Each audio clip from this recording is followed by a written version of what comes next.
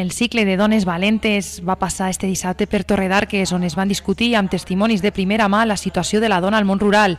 El debat es va orientar principalment en les causes i motivacions que porten a les dones a quedar-se o marxar a la ciutat. La falta d'oportunitats laborals, les dificultats de mobilitat o les limitacions en el servei són els principals problemes que influeixen a l'hora d'iniciar un projecte de vida rural. La tranquil·litat, l'entorn i les relacions socials van destacar com els punts forts dels pobles minuts. Cada vegada hi ha més contacte entre el món rural, el món urbà, i avui en dia estant al poble, si tu tens la ment una mica oberta, doncs pots integrar moltes altres formes de viure la vida, no? Però sí que realment és una limitació que jo crec que fa falta una miqueta més de temps per a que puguem anar sortejant-la i salvant-la, no? Tenir un projecte laboral i vital sòlid és clau per assentar-se en un territori amb garanties.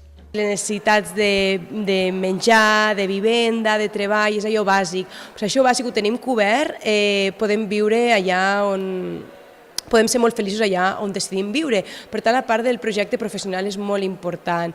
Jo crec que és un element d'expulsió. El fet de que no tingués aquell treball que t'agradaria, de que no pugues desenvolupar professionalment, fa que sigui un element molt important per a decidir abandonar un territori.